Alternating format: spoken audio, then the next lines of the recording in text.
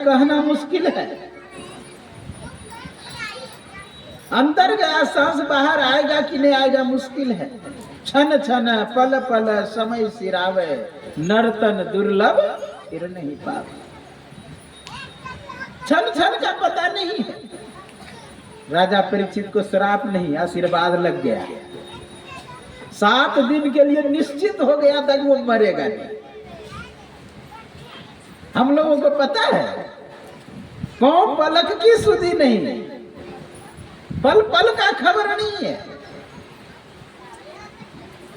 काल अचानक मार छी ज्योति तर को बाज।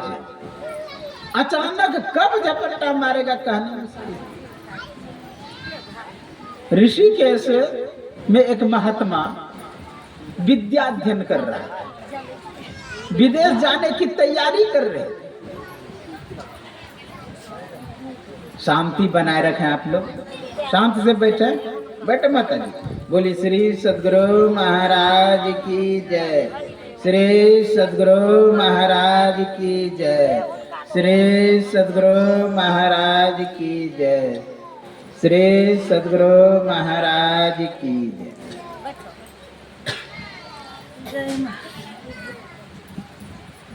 तो मैं कह रहा था कि ऋषिकेश में महात्मा क्या कर रहे थे, पढ़ाई कर रहे थे, विदेश जाने की तैयारी कर रहे थे। संयोग से नदी किनारे एक स्कूल था, उसमें बैठे हुए थे 4-5 महात्मा। उसी समय नदी में एक बच्चा भसता हुआ जा रहा है, वहां बहुत तीव्र है। उसे बचाने के लिए दीवार छलांग लगा के नदी में छलांग लगाए। और जब छलांग लगाए ना, जब अंदर घुसे तो अंदर रह गया, निकला ही नहीं, लाश तक नहीं मिला, किसी से कुछ नहीं बोल पाया। काल अचानक मारा। अचानक कब किसको ठीक लगा कहना मुश्किल है।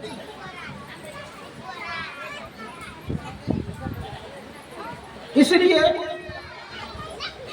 पता नहीं कब क्या हो जाएगा। हम लोग जब जागे तभी सवेरा।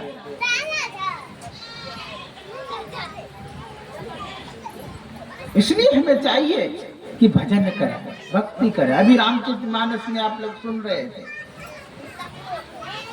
कि गीधराज जटायु मैया सीता को बचाने के लिए अपना सर्वस्व परित्याग कर दिया।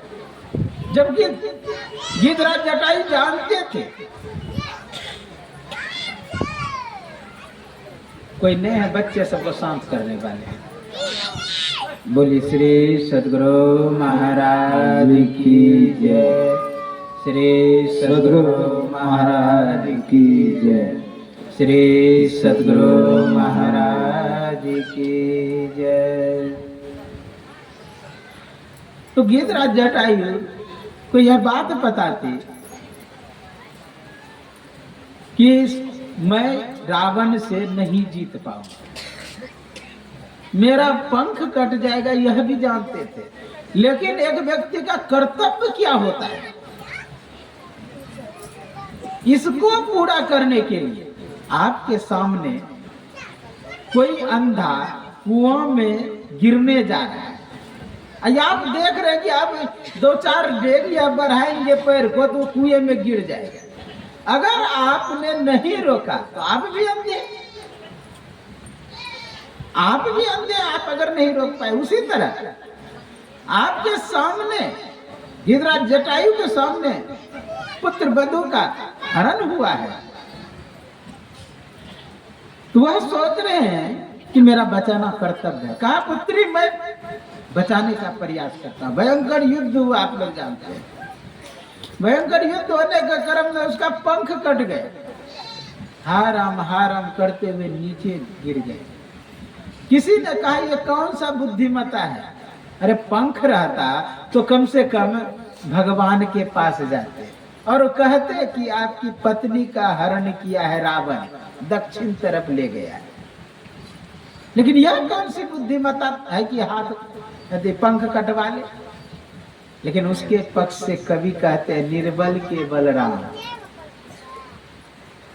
कहते हैं गीधराज जटायु को पंख था तो उसका कर्तव्य था कि भगवान के पास जाए, लेकिन अब पंख नहीं है, इसलिए भगवान का कर्तव्य है कि वो इनके पास आ जाए। कहते हैं कि मैं नहीं जानता हूं कि वो कहां है, लेकिन उसे तो पता है कि मैं कहां। उनका कर्तव्य है वो आ जाए। राम राम रट रहे थे, भगवान पहुंच गए, गोद में उठा लिए, आंख बंद करके राम राम रट रहे। जो ही गोद में उठाए तो क्या कहते हैं गिरिराज जट, कोई भी हो यहाँ से चले जा, मुझे राम राम रटने दो। तब भगवान राम कहते हैं कि मैं ही राम हूं। गदगद गिरा नयन बहनीरा, आंखों से आंसू गिरने। कोई भी हो राम राम रटने दो। तब भगवान राम क्या कहते हैं कि इस शरीर को रखो। राम कहा तनु राखहूं ताता। शरीर को रखो तुम बोलो तो मैं इस शरीर को ठीक कर दो, पंख को ठीक कर दो, यानी पंख का सर्जरी कर दो। मेरे अंदर वो सामर्थ्य है कि मैं कुछ भी कर सकता हूं। मेरे अंदर योग्यता है, क्षमता है, मैं तुम्हारे पंख को ठीक कर सकता हूं। आप जानते हैं सर्जरी आज से हमारे भारत में नहीं है। जिस समय सर्जरी का आविष्कार भी नहीं हुआ था, हजारों करोड़ों वर्ष पहले से। आप जानते हैं भगवान शंकर कितना बड़े सर्जन है। भगवान शंकर अपना ससुर का एक बार गला काट दिया। हाँ, विचार करिए, ससुर का गला काट के बकरा का मुंडा सर्जरी कर दिया। एक बार अपना बेटा का मुंडा काटा, जानबे कर गणेश जी का, अब उस पर हाथी का मुंडा सर्जरी कर दिया। इतने बड़े सर्जन मिलेगा कहीं? सर काट के जोड़ दिया दूसरे का सेटिंग कर। ठीक है, अभी हम लोग सुनते हैं कि भाई बंदर का फेफड़ा मनुष्य में लगा देता है, लेकिन ये कितने पुराने समय की बात है। जब गजेंद्र अपने पूरे फैमिली के साथ घृतकुट पर्वत के तलहटी में जो तालाब था उसमें स्नान कर रहे थे, उस समय ग्रहा ने उसके पैर को पकड़ा। तो पैर को ज्यों ही पकड़ा तो प्रयास करने लगे निकल। जितने परिवार के संगे समय सब भाग गए, अकेला बचा कौन? केवल गजेंद्र। भयंकर युद्ध होने लगा। कभी गजेंद्र खींच करके ऊपर की ओर लाया, कभी ग्रह पकड़ के अंदर की ओर लेके चला गया। भयंकर युद्ध हुआ। युद्ध होने के क्रम में धीरे धीरे थकने लगे गजेंद्र। गजेंद्र थकने लगे, पूरा शरीर डूब गया, केवल सूर बचा। तब अंतिम में फूल उखाड़े और भगवान के चरणों में फेंका। कहा दुख हरो हरि। दुख के हरण करने वाले को हरि कहते हैं।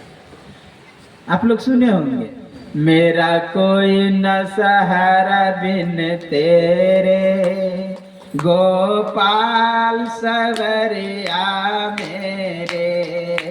मेरा कोई न सहारा बिन तेरे, गोपाल सवरिया मेरे। हरे आ जाओ, हरे आ जाओ, हरे आ जाओ, हरे आ जाओ। मेरा कोई न सहारा बिन तेरे, गोपाल सवरिया मेरे। मेरा कोई न सहारा बिन तेरे, गोपाल सवरिया मेरे। श्री सद्गुरु महाराज की जय। जब कोई नहीं आता तो श्याम आता है, दुख के दिनों में वो बड़ा काम आता है। जब संसार के कोई व्यक्ति नहीं आए द्रौपदी को बचाने के लिए, तो भगवान आए। तो हरि दुख के हरण करने वाले को कहते हैं हरि। ज्यों ही पुकार लगाए, भगवान को आने में देर नहीं लगी। कोई कहते हैं कि ज्यों ही पुकारा ना, भगवान इतना तेजी से भागे बचाने के लिए। किसी ने पूछा कहाँ जा रहे हैं? तो ह बोला था बैकुंठ में, थी बोले हाथी के पास आकर, ठीक। गौ बोले बैकुंठ में, जो बोले गज के पास आकर के। इतना तेजी से भागे बचाने के लिए। जब भाग रहे थे बचाने के लिए, उसी समय मैया लक्ष्मी कहता है महाराज कम से कम पीताम्बरी तो ले लीजिए, हर बार में क्या गड़बड़ हो गया। पीताम्बरी न पकड़ा के अपना साड़ी ही पकड़ा दिए। अब जब अपना साड़ी पकड़ा दिए तो भगवान तो आगे भाग रहे, पीछे से इसे साड़ी पर खींचे ना, इसे साड़ी जो खींचे ना, तो क्या पीछे से आ रहे थे गरुड़ महाराज का। महाराज कम से कम आप सवारी तो कर लीजिए। जोर से जो खींचे, चंगुल फंस गया साड़ी में, खींचे तो सीधे पीठ पे इस पे आके बैठ गए कंधे पे। कहा सब दिन तू मुझे ढोता है, आज मैं तुझे ढो रहा हूं। इसलिए पीताम्बर उस समय नहीं है, नीलांबर है। आप फोटो में देखे होंगे नीलांबर भैया का साड़ी। वहां से जब भाग के आए भगवान को बचन, पहले गजेंद्र को ना बचा करके ग्रहा को पहले उद्धार किया, ग्रहा को मार। किसी ने कहा कि पुकार लगाया गजेंद्र ने, पहले उद्धार किया ग्रहा का। ये तो नाइंसाफी है। कहा ये निश्चित है, जो भगवान का नाम लेता है ये निश्चित है उसका उद्धार होता है, लेकिन भक्त का जो पहले चरण पकड़ता है उसका पहले उद्धार होता है। इसलिए पांव पकड़े बिनु गति नहीं, पांव पकड़े तब चैन, कहे कबीर विचार के पांव पकड़ो दिन रैन। भक्त का तो उद्धार भगवान करते ही हैं, लेकिन भक्त का जो चरण पकड़ता है उसका पहले उद्धार करते हैं। वहां किसी कवि ने कहा कि क्या आवश्यकता थी भगवान को जल्दी आने की। अरे मर जाता तो उसे जीवित कर सकते थे भगवान, डूब जाता तो उसे ऊपर कर सकते थे, पैर कट जाता तो उसका सर्जरी कर सकते थे, इतना जल्दी आने की क्या जरूरत है। तो भगवान कहते ये तो निश्चित है, पैर कट जाता तो मैं सर्जरी कर सकता था, पानी में डूब जाता तो उसे ऊपर कर सकता था, मर जाता तो उसे जीवित कर सकता था, लेकिन मेरा नाम लिया, मेरा नाम ना डूब जाए इसलिए आना पड़ा, इसलिए आना पड़ा। हम लोगों को नाम के प्रति श्रद्धा नहीं है। विचार करिए, डूबता हुआ हाथी किस भाव से पुकारा होगा। डूबता हुआ व्यक्ति के तिनका का सहारा आप लोग सुने होंगे। एक बार की बात है, मैं 2000 ईस्वी में हरिद्वार में रह रहा था, गंगा किनारे कुटी बना करके। जब वहां रह रहे थे, एक देखते हैं युवक भसता हुआ आ रहा है, डूबता हुआ। सोचे कैसे जाए बचाने के लिए, तैरने मुझे आता था। मैं क्या किया, एक लाठी लिया, लाठी लेके तैरते हुए लाठी पकड़ा, उसको खींचते आए बाहर आ गया है। लाठी इतना जोर से पकड़ा है, लाठी भी नहीं छोड़ रहा है, बाहर में आके नहीं छोड़ रहा है। विचार करिए कि मतलब कितना सहारा उसको मिला। तो मरता हुआ व्यक्ति के क्या मन में होता, कितना आर्त होकर के पुकारा होगा डूबता हुआ। इसलिए नाम को पकड़े रहे, नाम को यदि लेते रहेंगे अवश्य हम लोगों का उद्धार हो जाएगा। यहाँ पर भगवान कह रहे कि शरीर को रखो, तुम्हारा शरीर को रखो, पंख ठीक हो जाएगा। कहा प्रभु किस अभिलाषा की पूर्ति के लिए मैं शरीर को रखूं। कोई अभिलाषा हो कि मेरा 5 मंजिला मकान बन जाए, मुझे 50 बीघा खेत हो जाए, मुझे 4 पुत्र पुत्री हो जाए, हाँ बेटा पोता भर जाए, किस अभिलाषा की पूर्ति के लिए हम शरीर को रखो। लोग तो जन्म जन्म मुनि जतन करही, जन्म जन्म तक पानी में घुसकर तपस्या करता है, पंच अग्नि तपता है, उल्टा लटक करके भजन करता है कि भगवान आ जाए मेरे पास। भगवान के लिए ही तो तपस्या करते हैं लोग। पंच अग्नि तपते हैं किस लिए, भगवान को प्राप्त करने के लिए। रात दिन समाधि लगाते हैं गुफा में किस लिए, भगवान को प्राप्त करने के लिए। हिमालय जाके घोर तपस्या किस लिए, भगवान को प्राप्त करने के लिए। हाँ, जन्म जन्म मुनि जतन करे, अंत में राम नहीं आते हैं। ठीक है, आप विचार करिए, प्रहलाद के साथ आपने कितना नाइंसाफी किया। प्रहलाद के पिता ने मारने के लिए उसको कितना कष्ट दिया, पहाड़ों से फेंका, यहाँ तक कि जानवरों के बीच में दे दिया, अग्नि के बीच में बैठ गया लेकर के कि ये जल जाए, लेकिन उस समय भी आप दर्शन नहीं दिए। इतना कष्ट सहा तब जाके आपने दर्शन दिया। ध्रुव को 5 वर्ष का बालक जो राजघराने का था, वो कभी जंगल का मुख नहीं देखा था, और उसे जंगल में जाने के लिए आपने मजबूर किया, यहां तक कि भूखे रहने के लिए उसे मजबूर किया, एक पैर पे खड़े होकर तपस्या करने के लिए मजबूर किया, तब आपने दर्शन दिया। राजा परीक्षित को गर्भ में दर्शन दिया, किसी को हाथ प्राप्त हुआ, लेकिन आप जल्दी प्राप्त नहीं हुए।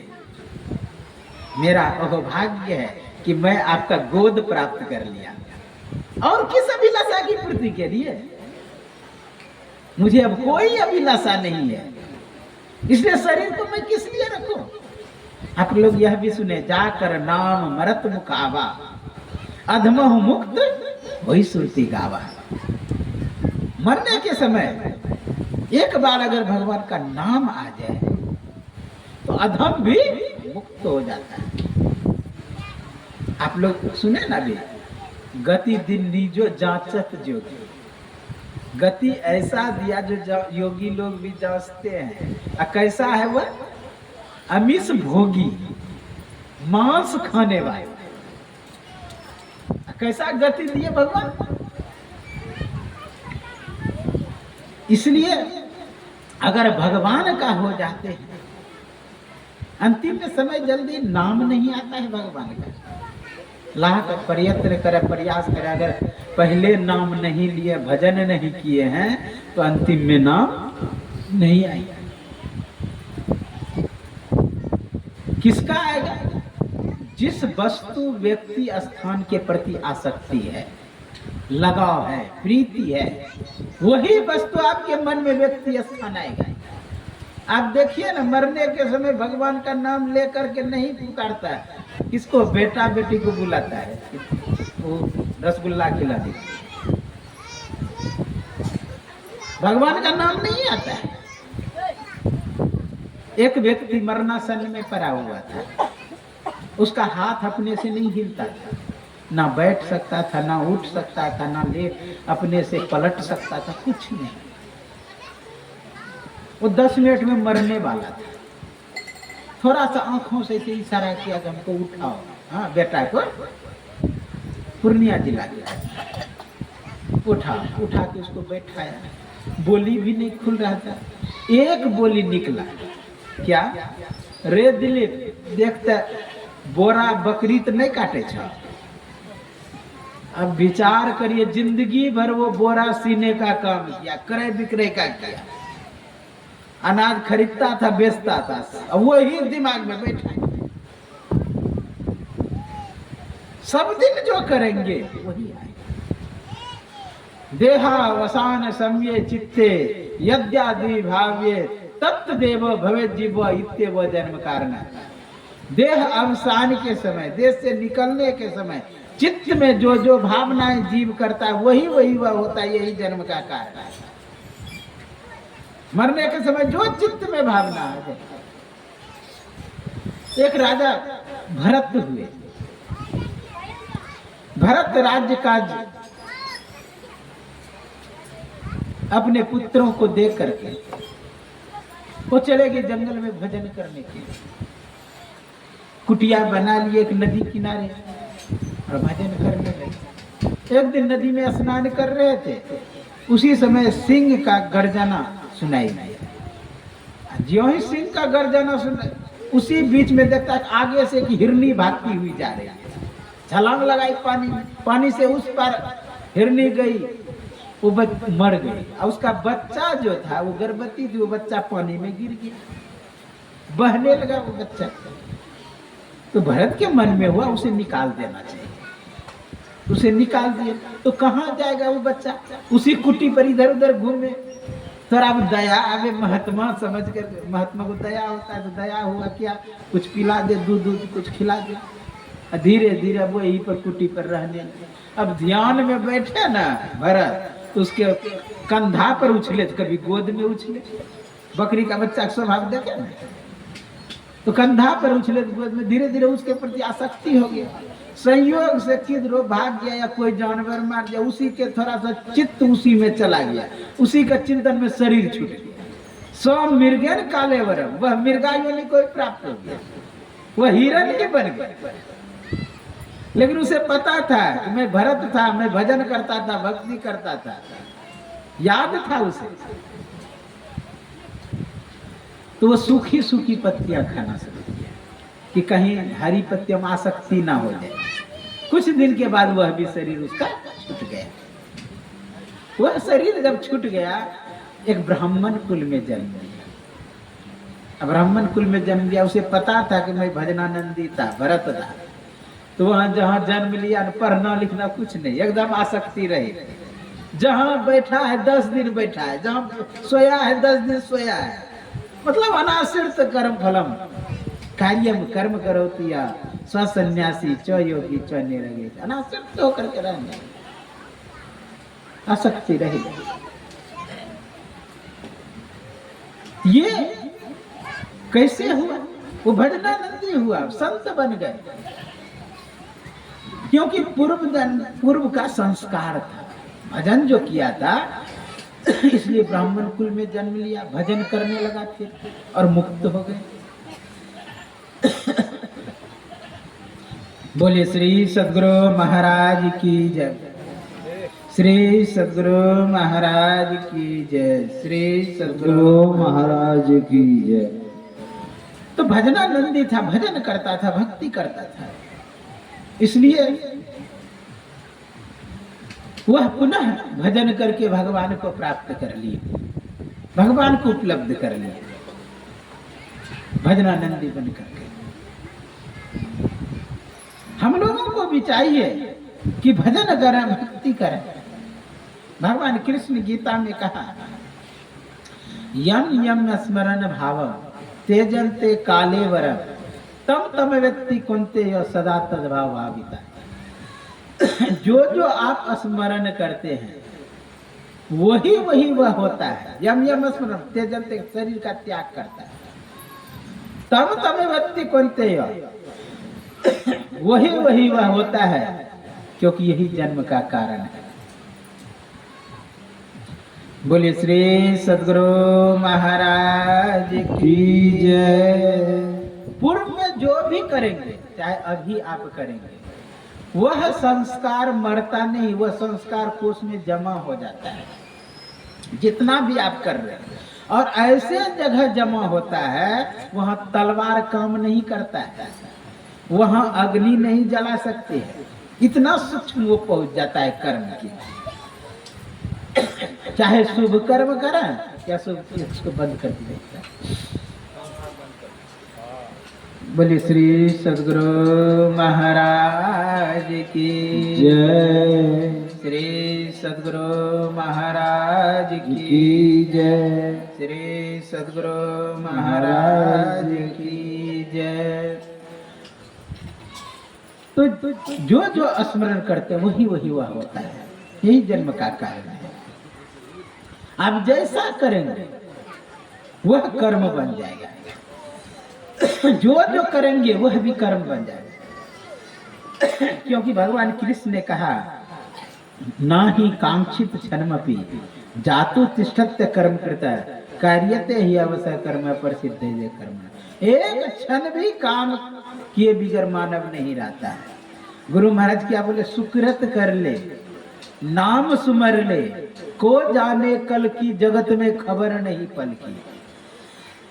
इसलिए सुकृत यानी शुभ कर्म करें और नाम सुमर ले, दोनों बात करें, शुभ कर्म भी करें और नाम भी सुमरें, सुकृत। तो शुभ कर्म जब तक नहीं करेंगे तब तक हम लोगों को नाम भजन करने में मन नहीं लगेगा। शुभ कर्म महाजरूरी है। हालांकि शुभ कर्म भी आपको छूट जाता है आगे, अशुभ कर्म भी छूट जाता है यदि भजन में आगे बढ़ेंगे तो। अगर भजन में नीचे है तो आप उस कर्म का फल भोगेंगे। इसलिए चित्त में गलत भाव नहीं हो। वृंदावन की सच्ची एक घटना है। एक भिखमंगा एक चौराहे पर रहता था, तो भीख मांग मांग करके पैसे खुदरा सब जमा करता था। एक दिन संयोग से उसका शरीर छूट गया, और शरीर जब छूट गया, होता क्या है, दुकानदार सब चंदा करके उसका अंत्येष्टि संस्कार कर दिया। अंत्येष्टि संस्कार हो गया। जब दूसरे दिन दुकान खोला दुकानदार सब, तो सामान कुछ झाड़ी में बगल में रखा हुआ था उसका, एक सांप आवे उस झोला में घुसे, झोला जो उसका था, उस लाठी लेकर के दुकानदार भगा दे, अब फिर घूम के आए उसी झोला में घुसे, फिर भगा दे, फिर उसी झोला में। का बात क्या है? उस झोले को जियो ही खोला, उसमें पैसा था भरा हुआ, उस पैसा का भंडारा कर दिया। जब भंडारा कर दिया, का है दूसरे दिन से वो सांप आएगा उसमें। विचार करिए, ढेर पैसा जमा करेंगे न, क्या बन करके उसका सेवा करेंगे। सावधानी हटी, दुर्घटना घटी।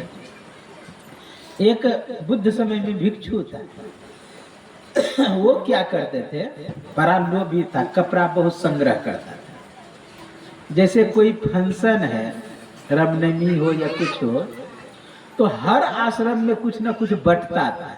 तो वो क्या करता था, एक आश्रम में गया कमंडल छोड़ दिया, दूसरे आश्रम में गया वहां पर लाठी छोड़ दिया, तीसरे आश्रम में गया वहां बिछावन छोड़ दिया, चौथे आश्रम में अपना रह गया। क्या होता था, जो देने वाला आता था, जितना आदमी उसको देवे करता, कहता था और कोई छूट गया है क्या? कहाँ अमुक व्यक्ति का कमंडल है, हाँ शायद वो यहीं पर है कहीं पर। उसके हिसाबे रख देता था। तो क्या करे, जब अंतिम हो जाए तो उधर से सब कम्बल सभी जगह उठाते आवे, इतना पूरा घर भर गया कपड़ा से। संयोग से उसकी मृत्यु हो गई। मृत्यु हो गई न, तो भगवान बुद्ध भी आए थे उस समय, और भिक्षु भी अनेक आए। कहा कि इतना वस्त्र है, रह के क्या होगा, खराब हो जाए, इसलिए बांट लेना चाहिए। ज्यों ही बांटने लगा, बुद्ध ने कहा कि नहीं अभी रुक जा। रुक गया। उसके बाद कुछ दिन के बाद कहा अब तुम लोग इसे ले सकते हो। कहा हे भंते, उस समय भी आप कह सकते थे कि ले जाओ, लेकिन अभी क्यों कह रहे ले जाओ? कहा कि जानते हो उस समय गड़बड़ हो गया था। क्या? उसका वो चिल्लर बन गया था, उसमें जो कीड़ा होता है कपड़ा में, वही बन गया था। और तुम लोग लेने जब वो चिल्लाता था मेरा कपड़ा है, मेरा कपड़ा। यानी कपड़े में आसक्ति होने के बाद कपड़े का कीड़ा बनना पड़ेगा। इसलिए कहाँ आसक्ति होनी चाहिए, कहाँ लगा होना चाहिए? भगवान में, भगवान में आसक्ति होना चाहिए, भगवान में लगा होना चाहिए, तभी हम लोगों का काम बनेगा, नहीं तो नहीं। इतना तो करना स्वामी, जब प्राण तन से निकले, गोविंद नाम लेकर फिर प्राण तन से निकले। इतना ही करना स्वामी, जब प्राण निकलने लगे गोविंद का नाम आ जाए। जब भीष्म पितामह शरीर छोड़ रहे थे, उस समय कहते हैं कि उस व्यक्ति को बुला के लाओ जिसने महाभारत युद्ध कराया। कहा कौन है प्रभु? कहा वही कलबा, उसको बुला के। वो आया, कहा भगवान आप क्या कह रहे हैं? कहा कि आप सामने खड़ा रहे ताकि मैं अपना शरीर छोड़ सकूं। मतलब सामला खड़े हो, तिरछी नजर खड़े हो, होठों पे कुछ हंसी हो, पीतांबरी कसी हो, फिर प्राण तन से निकले। कहने का भाव क्या है? इष्ट का मूर्ति आपके सामने आ जाए, जल्दी नहीं आता है। जब बहुत भजन करेंगे, भक्ति करेंगे, तब होगा। तो भजन का संस्कार जाता नहीं है। आप लोग सुने होंगे, ऊंच नीच घर जन्म ले तो संतों का संत। यदि पूर्व का संस्कार है तो कहीं भी जन्म ले लेंगे तो अपना अस्तित्व ऊपर रखेंगे। भगवान कृष्ण से अर्जुन पूछते हैं गीता में कि हे भगवान, कोई भजन करता है, भक्ति करता है, किसी कारण बस उसकी मृत्यु हो गई, क्या वो बादल की तरह छिन्न भिन्न तो नहीं हो जाए? कच्छिन्नो भय भ्रष्ट छिन्ना भरमे नश्यति, क्या नष्ट भ्रष्ट तो नहीं हो जाता है? भगवान किस कहते नहीं, ना पार्थ ना मुत्र विनाश तस्य विद्यते, ना ही कल्याण कृत कश्चित दुर्गति तात गच्छति।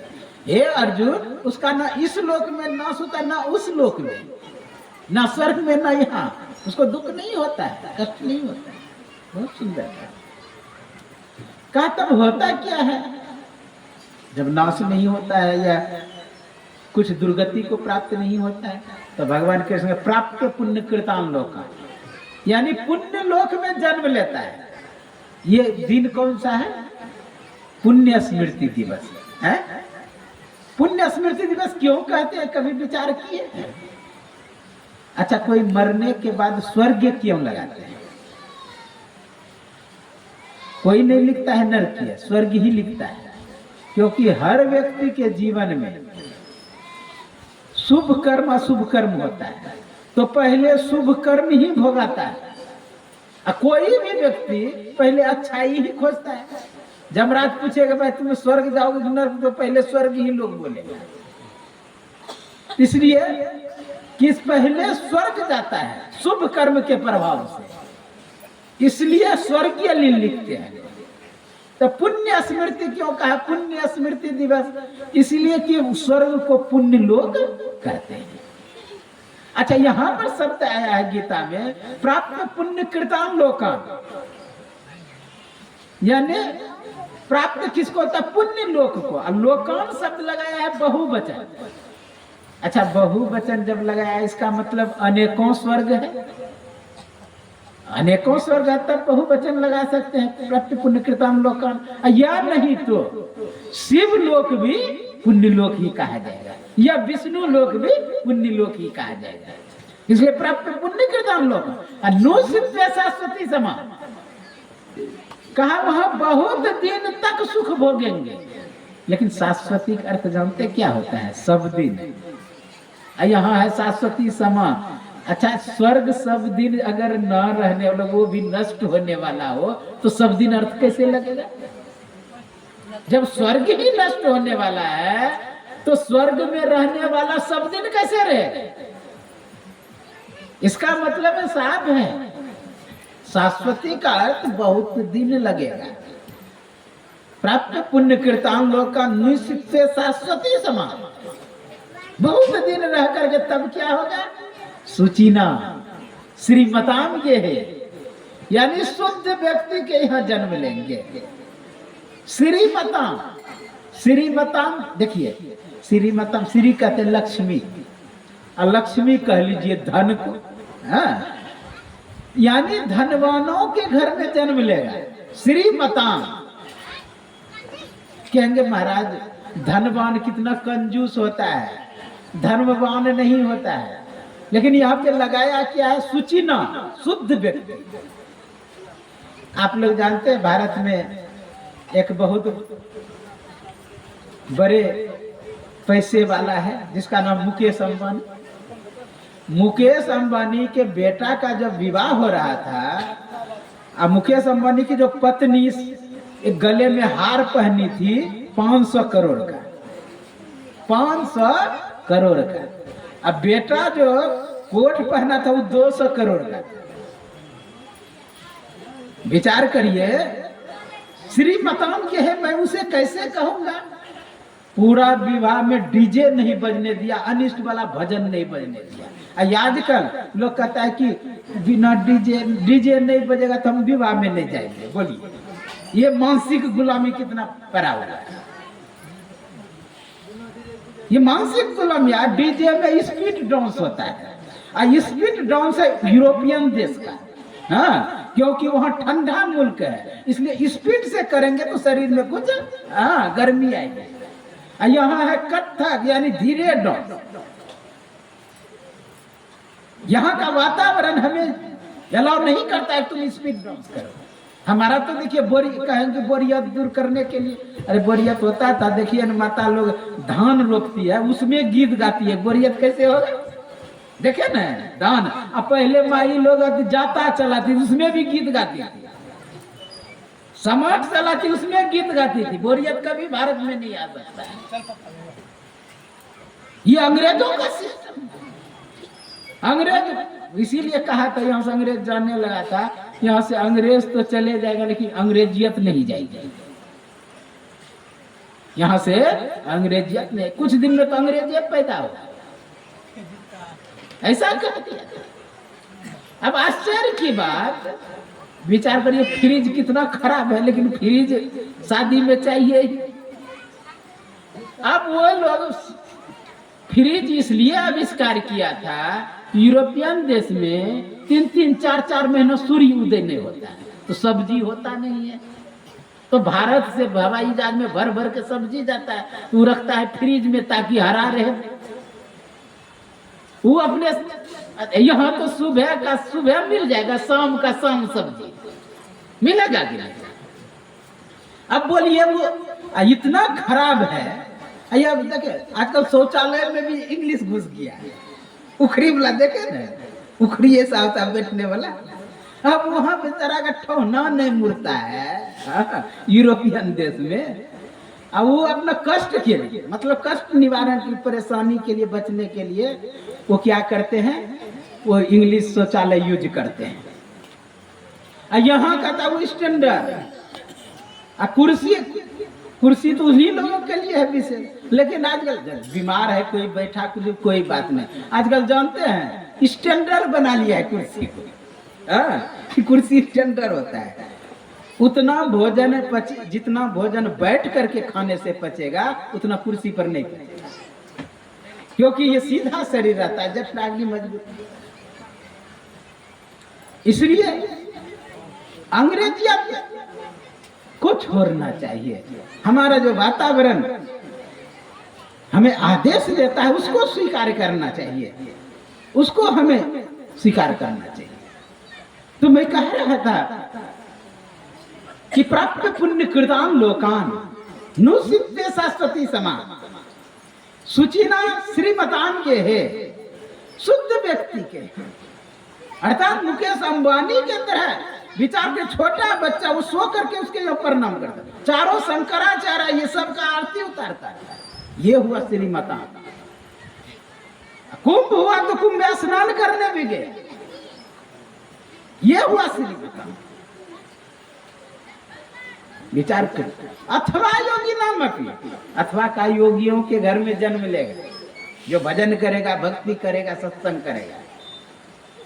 हम लोग बचपन में पढ़ते थे ना, ऊपर में एक प्रश्न देता था, अथवा लिख के नीचे दिए इसका या इसका, यानी नहीं प्राप्त पुण्य कीर्तन हुआ तो अथवा योगी नाम, अथवा योगियों के घर में जन्म लेंगे। अयोगियों के घर जन्म लेंगे तो क्या करेंगे, पूर्व का जो भी कर्म है, हाँ, पूर्व अभ्यासम तेने वरियते ही अवसोपिवा, पूर्व में जो भी अभ्यास किए हैं वो कर्षण करके इस जन्म में आ जाएगा। तत्र तम बुद्धि संयोग लभते पूर्व देह का, पूर्व में जो बुद्धि में संयोग किए, संस्कार कोष में जो जमा किए, क्रोमोसोम में जो जमा किए, ये कोई भी आप कर्म कर रहे हैं तो आपके अंदर में जमा रहता है संस्कार कोष में। जैसे आप कोई भी चीज स्वीकार करते हैं तो केवल बाहरी आंख नहीं देखता है, आंख के अंदर कहीं और जाने का रास्ता है जहां जमा हो जाता है। मैं मोबाइल से मान लिए ऑडियो वीडियो करता है, ऑडियो वीडियो केवल उस स्क्रीन पर ही नहीं रह जाता है, या आगे जो शीशा लगा हुआ है कैमरा उसमें नहीं रह जाता, कहीं और ट्रांसफर हो जाता है। आप खोलेंगे उस फाइल में जाएंगे तो आपको मिल जाएगा। उसी तरह आंख से देखा हुआ कर्म आंख के पास नहीं रह जाता है, संस्कार कोष में चला जाता है। क्रोमोसोम उसे कहते हैं, संस्कार कोष। ये मनुष्य का जो शरीर है ना 600 खरब कोशिका सेल से बना है, और 600 खरब कोशिका सेल में 600 खरब केंद्रक होता है, नाभिक, और 600 खरब केंद्रक में बटी हुई रस्सी के समान वो उसमें जीन विद्यमान होता है, और उसमें होता है संस्कार कोष। और संस्कार कोष को ही न्यूक्लियस कहते हैं। और न्यूक्लियस क्या है, एक प्रकार का प्रकाश का विद्युतीय चुंबकीय शक्ति है। अंतिम में खोज किया वैज्ञानिक ने डीएनए पर विद्युत पॉकेट, विद्युत पॉकेट, वहां पर ये पहुंच जाता है। जैसे एक शब्द आपने किया, वो शब्द कान के पर्दे तक गया, इसको कहते हैं वैखरी वाणी। कान के पर्दे तो गया हुआ वैखरी वाणी, कान के पर्दे से मस्तिष्क के केंद्र तक गया, उसे कहते हैं वैखरी। के बाद एक होता है प्राप्त संधि, मध्यमा वाणी। विचार करें कितना सूक्ष्म जा रहा है। मस्तिष्क का केंद्र जो है वह भी मांस का एक लुथरा है, कहे कि वहीं पर शब्द रह जाता है, नहीं, इलेक्ट्रिक वेव के द्वारा मस्तिष्क के केंद्र से मनस तत्व तक जाता है, अब मनस तत्व से आत्मा तक जाती है। यह हुआ परावाणी, आत्मा तक जाना। तो ये कोई भी कर्म करते आपके बाहर में ही नहीं रहता है, अंदर सूक्ष्म जगह में प्रवेश कर जाता है। और यह सत्संग क्या करता है, उसको झाड़ देता है।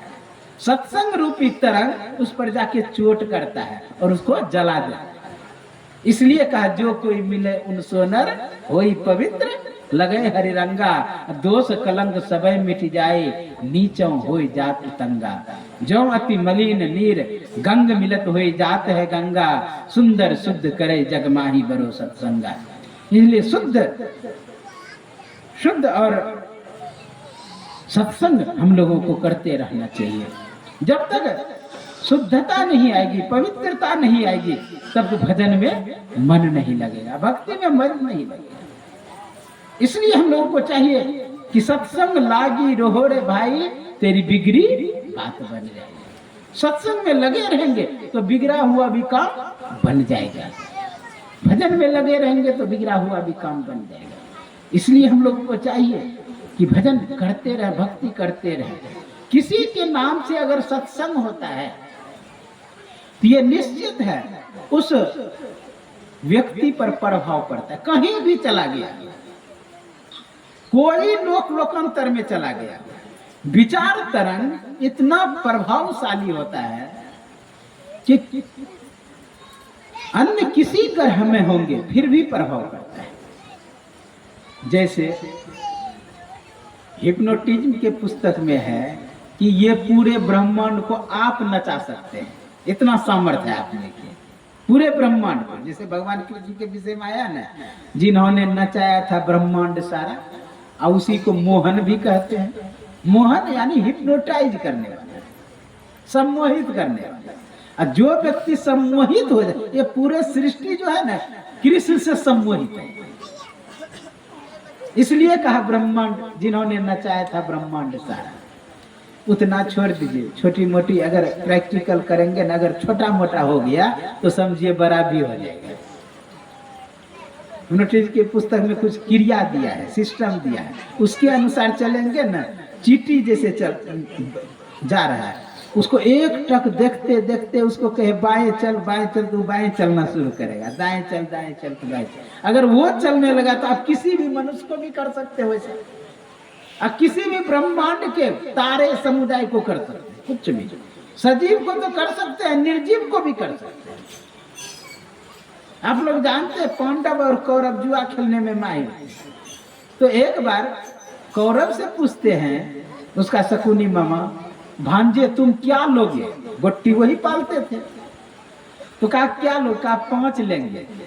तो कहा 5 ही होगा, क्योंकि गोट्टी मेरा बात सुनता है, कोई जादू टोना नहीं। वो क्या करता, गोट्टी को ले करके बार बार उसे कहता था 5 हो जा, 5 हो जा, 5 हो जा, पटकता था, 5 ही होता था। ये विचार तरंग का क्या,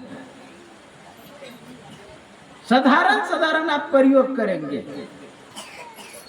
आप देखे होंगे कभी कोई गया विदेश कमाने के लिए, यहाँ उसके घर में कभी कुछ हो गया तो कहने लगता मन नहीं लगता है। कारण क्या है? यहाँ का विचार तरंग उसको टकराया। हाँ, हमको लग रहा था घर में कुछ हुआ, इसका मतलब क्या, वहां गया उसके पास। उसी तरह आप किसी को भी मतलब विचार तरंग के द्वारा प्रभावित कर सकते हैं। एक गिलास ले लेंगे, गिलास में पानी भर देंगे, अब पानी भर में उसमें चिकना पदार्थ 2 बूंद डाल देंगे, जैसे तेल है, तेल देखेंगे उस पर ऐसे गोल ऐसा हो जाएगा, गोल ऐसा हो जाएगा, उस पर पत्ती तोड़ करके या नहीं तो खरपतवार उस पर रख देंगे। शीशा का घर हो तो अति तब उसमें कम हवा का दबाव ना इधर उधर से आए, और उसको एक टक से आप द्वादश मूल से देखेंगे, देखते देखते उसको कहेंगे बाएं घूम तो बाएं घूमेगा, दाएं घूम तो दाएं घूमेगा।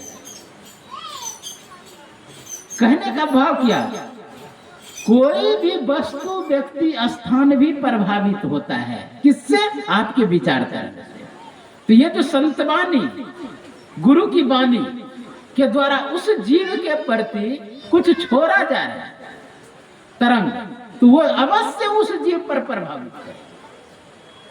आप कहेंगे कि अगर उसका सुनने का मन ना हो, कभी कभी हमारे मोबाइल में टावर काम नहीं करता या स्विच ऑफ है, कोई मैसेज हमको किया तो मैसेज तो नहीं दिखाई दे रहा, जो ही मोबाइल खोलेंगे ना तुरंत मैसेज घुसना शुरू हो जाएगा।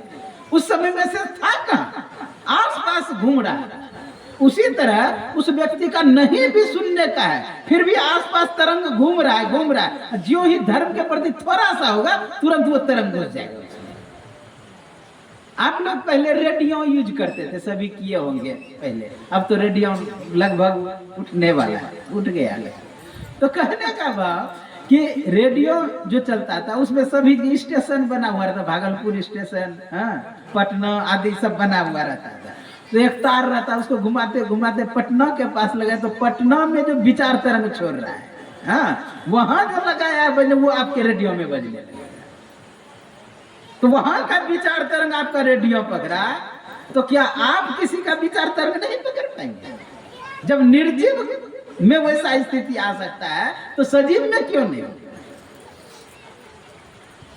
एक अमेरिका में चमत्कार हुआ, एक दार्शनिक नित्य दिन एक पौधा में जाके जल डाले और नित्य दिन पौधा को जाकर के कहे कि मैं तुम्हारी भाषा नहीं समझ पा रहा, तू अगर मेरा भाषा समझ पा रहा है तो एक दिन एक डाल बिना कांटा का निकल के दिखा दे। वो चपरा का कांटा था जिसे कहते कैक्टस,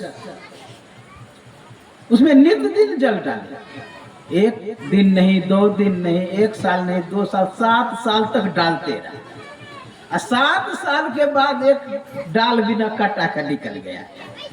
पूरे अमेरिका में चमत्कार, यानी वृक्ष भी सुनता है। जितने आयुर्वेद के आचार्य हुए सभी ने कहा कि वृक्षों में जीव होता है, चाहे निघंटू हो कि चरक हो कि लुकमान हो। लुकमान तो वृक्ष के पास जाके बात करता था कि तुम किस बीमारी में काम आने वाला है, बात करता था। और आज वैज्ञानिक भी इस बात को सिद्ध कर दिया है कि वृक्षों में जीव होता है, वृक्ष सुनता है। यंत्र लगा दिया वृक्षों में, जंगल में वृक्षों में यंत्र लगा दिया।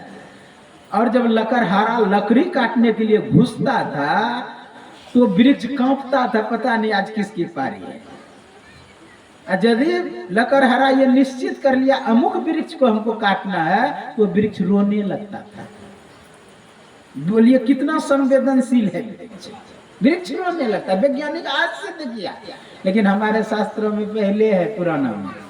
आप श्रीमद् भागवत महापुराण उल्टाएंगे, दूसरा मंत्र है, यम प्रवजंति मुपैति कृत्यं ग्रह कातर द्वैपायनाद्वत् पुत्रेति तर्भो विनेदु। यहाँ पर कहते सुखदेव आचार्य दुख के डर से, सुखदेव आचार्य दुख के डर से गर्भ से माया त्यागी हो, भागा। सुखदेव आचार्य ज्यों ही भागा, पीछे से पुत्र पुत्र कह के उसके पिताजी दौड़ रहे। जब पुत्र पुत्र कह के दौड़ रहे पीछे से पीछे, तो देख लिया वृक्ष होने की इसको आसक्ति है, पुत्र के प्रति लगाव है। जानते आसक्ति सबसे अधिक होता है बंदरों को बच्चे के प्रति। मरा हुआ बच्चा भी ढोते रहता है, मैं देखा हूं, हड्डी बच्चा है उसको ढो रहा है। तो आसक्ति है, तो उसे शिक्षा देने के लिए वृक्षों ने झुक करके सुखदेव मुनि को प्रणाम किया, पर वो भी नहीं, फिर भी मोह नहीं गया, आसक्ति नहीं गई। इसलिए कहा वृक्षों में भी प्राण होता है, सुनता है। वृक्ष सुन सकता है, हम आप सुन सकते हैं, यह यहाँ तक कि वो जो निर्जीव पदार्थ है वह भी सुन सकता है। तो वो जो जीवात्मा गया है वो क्यों नहीं सुनेगा? सत्संग का प्रभाव होता है, और जिसके निमित्त से छोड़ा जाता है उसी को प्रभाव होता है। जहां भी होगा वो दीवार नहीं काम करता वो विचार तरंग के सामने, क्योंकि शब्द गुणम आकाश है। आकाश का गुण क्या है? शब्द है। जहां रिक्तता है, शून्यता है, खालीपन है, वो आकाश है, और उसमें गुण है शब्द। तो शब्द हर कण में है, हर ब्रह्मांड में है, सब में खालीपन है। इसलिए ईंट के अंदर जो कण, जो जिस समय ईंटा नहीं बनाए तो क्या था पहले? आप जानते हैं मिट्टी। अब मिट्टी क्या था? कण है। और कण विचार के कण जब जुड़ा वहीं पर होता है जहाँ खाली होता है, और जुड़ने के बाद भी खाली रहता ही है। तो इसका मतलब उस दीवार के अंदर भी वो शब्द जा सकता है। इसलिए एक शब्द सुने होंगे, दीवार को भी कान होता है, यानी दीवार में छिद्र है, रिक्तता है, खाली है। तो दीवार भी बाधा नहीं बनेगा उस जीव के उद्धार के लिए, पहाड़ भी बाधा नहीं बनेगा उस जीव के उद्धार के लिए। ये ब्रह्मांड का कोई भी ग्रह उपग्रह बाधा नहीं बनेगा उस जीव के कल्याण के लिए। तो जिस जीव के लिए यह सत्संग कराया जा रहा है, निश्चित है कि उसका उद्धार होगा, निश्चित है उद्धार होगा। इसलिए हम लोगों को चाहिए कि भजन करें, सत्संग करें। रहने दें। बोलिए श्री सद्गुरु महाराज की जय, श्री सद्गुरु महाराज की जय, श्री सद्गुरु महाराज की जय। तो ये जो अनिक बाबू नाम था, अनिक बाबू के नाम से सत्संग हो रहा है, अति उत्तम काम हो रहा है। थोड़ा देर भी सत्संग होता है जिसके नाम से महाभय से बचाता है। एक अररिया जिला में हमारे एक महात्मा हुए संत मठ के, लखन बाबा। लखन बाबा के पास दो मित्र आते थे, दोनों बातचीत करते रहते थे। संयोग से एक मित्र का मृत्यु हो गया। जब मृत्यु हो गया तो दूसरे मित्र को रोज स्वप्न दे कि मैं अमुक जिला में मैं जन्म लिया हूँ, मैं सांप बन गया, इसलिए मुझे सत्संग सुना दो, मेरा उद्धार हो जाएगा। वो सोचे कि स्वप्न में कहा हुआ कहीं सत्य होता है? तो नहीं बात। फिर भी बाबा से जाके बोले कि मैं स्वप्न ऐसा सपना। अरे जहाँ कहा है जिस जिला में जाने के लिए तुम जाओ, जहाँ का पता बता रहे वहां जाओ, और वहां जाकर के सत्संग कर देना। कहा जंगल में कह रहा मैं हूँ, कहा जंगल में जाके सत्संग कर दो। वो गाड़ी पकड़ा, उस जिले में गया, और जिले में जा करके जहाँ का पता बताया वहाँ गया। वहाँ जा करके जो ही नाम पुकारा, मित्र का जो नाम था, वो आकर के सांप रूप में खड़ा हो गया। शाम होने वाला था, उसे डर भी लग रहा था, सांप खड़ा हो, फिर भी स्तुति विनती किया। स्तुति विनती करके 10 संत वाणी सुनाया। 10 संत वाणी सुनाया, जो ही आरती किया वही सांप गिर के मर गया। वहीं पे उसका उद्धार हो गया। कहने का भाव क्या? संतवाणी में वह शक्ति होता है, सामर्थ्य होता है। सत्संग में वह शक्ति होता है, सामर्थ्य होता है कि उद्धार कर देता है। थोड़ी देर भी सत्संग हो, महाभय से बचाता है। एक छोटी सी कथा करके मैं अपनी वाणी में विराम दूंगा। एक सेठ था, वो अपने समधी के यहाँ गया। समधी के यहाँ गया तो समधी बहुत सामान दे दिया उसको। उधर से तो स्टेशन पे पहुंचा दिया, लेकिन अब दूसरा स्टेशन जो आएगा उनका अपना, वहां कैसे ढोके ले जाएंगे? उधर से चढ़ा दिया। जब अपना स्टेशन आया, पुकारा कुली कुली, कुली आया, लेकिन एक नंबर वो कंजूस था सेठ। कुली आया, कहा भाई चलो लेकर के सामान। कहा कितना लोगे? कहा 500 रुपया लेंगे।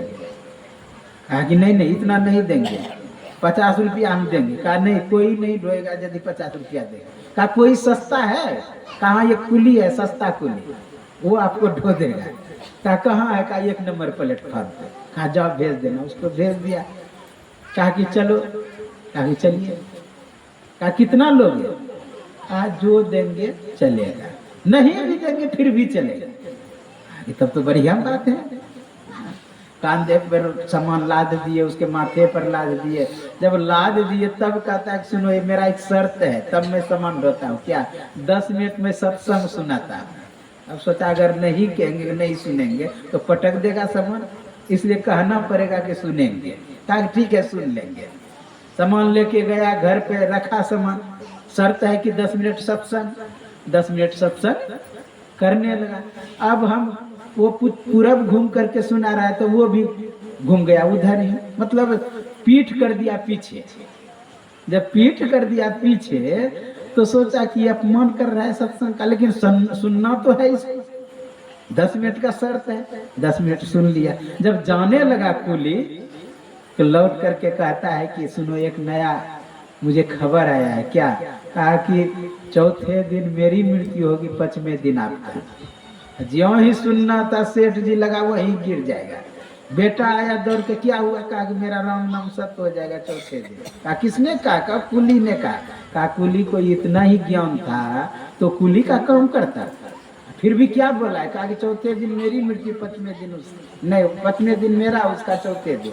कहा चौथे दिन वो मरेगा पहले तब ना देख लीजिए। तो फिर सांस आया, जान आया शरीर में।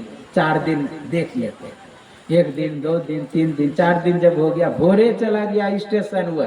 सेठ पुकार रहा सस्ता कुली, सस्ता कुली। अब सस्ता कुली रहे तब ना आवे। दूसरे कुली ने कहा कि क्या बात है, क्यों पुकार रहे हैं? कहा सस्ता कुली कहा। कहा उसका 4 बजे भोरे राम नाम सत्य हो गया। अब सोचा कि मेरा ही पार है, वहीं गिर गया। बेटा सब लाया, 5वें दिन उसका भी राम नाम सत्य हो गया। मर गया। जब जमराज लेकर के जा रहा था, कहा स्वर्ग जाओगे कि नर्क? कहा कि पहले स्वर्ग जाएंगे। स्वर्ग गया। स्वर्ग गया, जो ही स्वर्ग के गेट पे घुसा, देखा कि सस्ता कुली भाषण दे रहा है गेट पर। वही सस्ता कुली। कहा ओ इसी के कारण मैं स्वर्ग आया हूँ। हाँ, इससे मिलना चाहिए जाके। जमराज से कहा कि देखो मैं जाता हूँ उस व्यक्ति से मिलकर। कहा 10 मिनट समय है, क्योंकि 10 मिनट के लिए तुम्हें स्वर्ग हुआ है। हाँ तुम चले आना, मैं घंटी बजाऊं। गया सस्ता कुली के पास, चरणों में दंडवत किया। महाराज आप ही के कारण मैं 10 मिनट के लिए स्वर्ग आया हूँ। कहा कि मुझे कुछ युक्ति बतावे ताकि मैं स्वर्ग में रह सकूं। कहा कि सुनो, जब घंटी बजावे जमराज तुम सुनना ही मत। हाँ सुनना ही मत। मजाल किसका है कि जमराज यहाँ आ जाए। सत्संग लागी रहो रे भाई, तिगरी बिगड़ी बात बन जाए। इसलिए थोड़ी देर भी सत्संग होता है तो महा भय से बचाता है। फिर भी मैं गुरुदेव से प्रार्थना करता हूँ, वह जीव जहाँ भी हो उसे अपने स्थान दे, सब अपने जगह दे। यही आपके सेवा में कहा। सर्वे भवन्तु सुखिनः, सर्वे सन्तु निरामया, सर्वे भद्राणि पश्यन्तु, मा कश्चित् दुःख भाग् भवेत्। ओम शांति शांति शांति। श्री सद्गुरु महाराज की जय। हमारे राजीव जी और गुलशन जी